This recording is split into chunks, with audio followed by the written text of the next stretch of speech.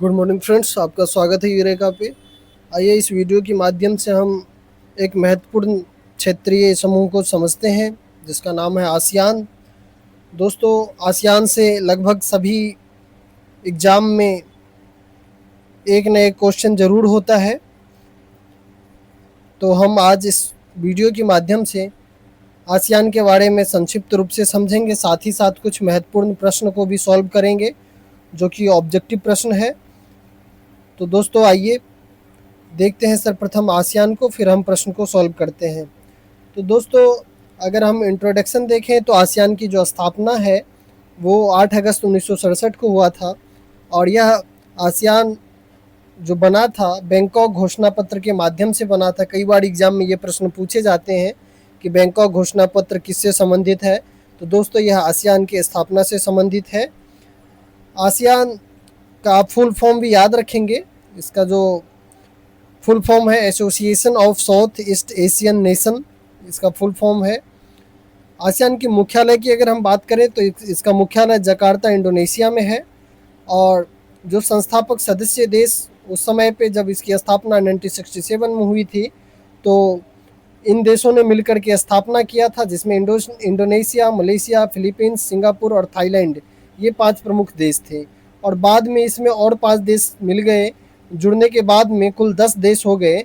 बाद में जो देश जुड़े थे उसमें वो है Brunei, Vietnam, Laos, Myanmar, Cambodia, ये सभी देश बाद में जुड़े थे।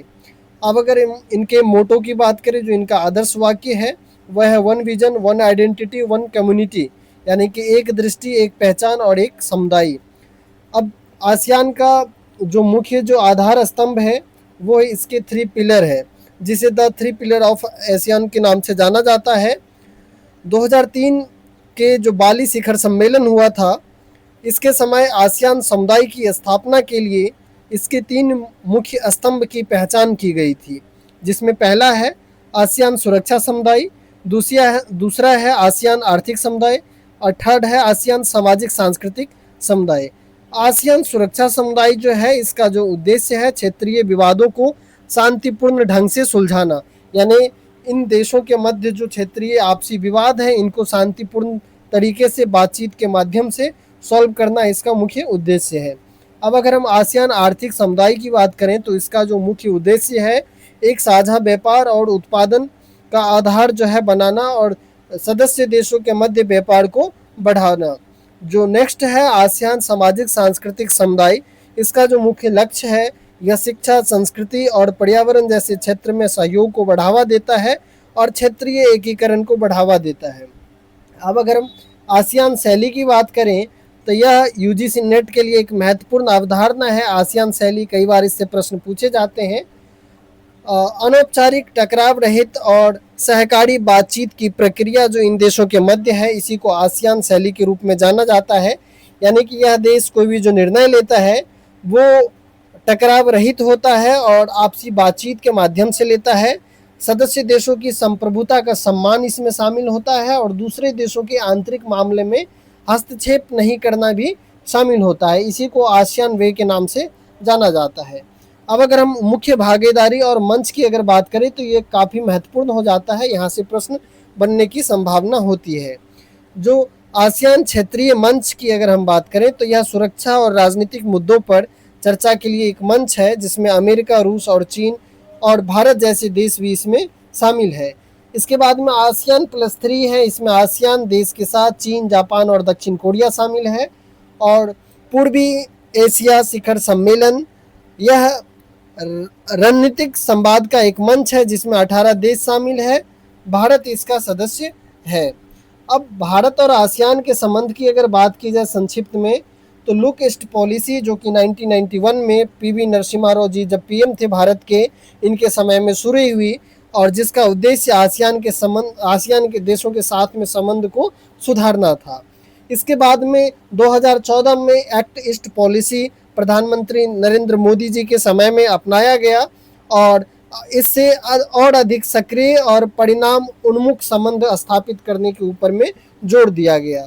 इसके बाद में मुक्त व्यापार समझौते की अगर बात की जाए, एफटीए की बात अगर की जाए, भारत और आसियान के बीच वस्तुओं और व्यापार के लिए 2010 में एफटीए लागू हुआ था। ये काफ़ी महत्वपूर्ण है, ये कई बार पूछ लिए जाते हैं एग्जाम में।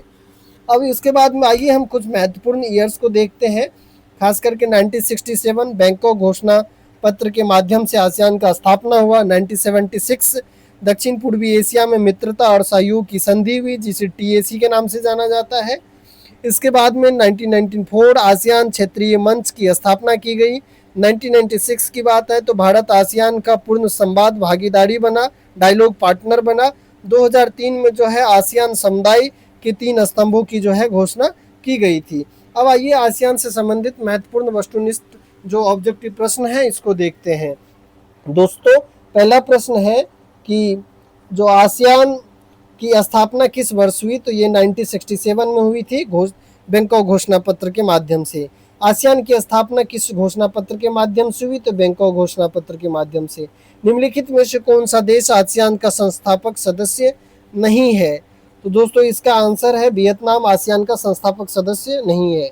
आसियान का मुख्यालय कहाँ स्थित है, तो दोस्तों आसियान का जो मुख्यालय है वो जकार्ता में स्थित है। वर्तमान में आसियान के कुल कितने सदस्य देश है, तो 10 सदस्य देश है। आसियान वे से क्या तात्पर्य है, यानी कि सदस्य देशों के बीच अनौपचारिक और सहयोगात्मक कामकाज की जो शैली है इसे ही आसियान वे के रूप में जाना जाता है। आसियान के ध्वज में धान की कितनी वालियां दर्शाई गई है, तो दोस्तों इसका आंसर है 10 वालियां, 10 कंट्री को रिप्रेजेंट करता है।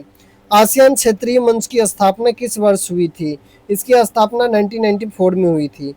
भारत किस वर्ष आसियान का पूर्ण संवाद भागीदार बना था, यानी डायलॉग पार्टनर किस वर्ष बना था, तो दोस्तों भारत जो है 1996 में आसियान का फुल डायलॉग पार्टनर बना था। लुक ईस्ट पॉलिसी किस भारतीय प्रधानमंत्री के कार्यकाल में शुरू हुआ था, तो दोस्तों लुक ईस्ट पॉलिसी जो है ये पीवी नरसिम्हा राव के समय में 1991 में आरंभ किया गया था। आसियान के 3 स्तंभ में निम्नलिखित में से कौन सा शामिल नहीं है, तो दोस्तों आसियान सैन्य गठबंधन समुदाय जो है इसमें शामिल नहीं है। आसियान +3 में आसियान के अलावा कौन से 3 देश शामिल है, तो दोस्तों इसमें आसियान के अलावा जो शामिल देश है वो चीन, जापान और दक्षिण कोरिया है।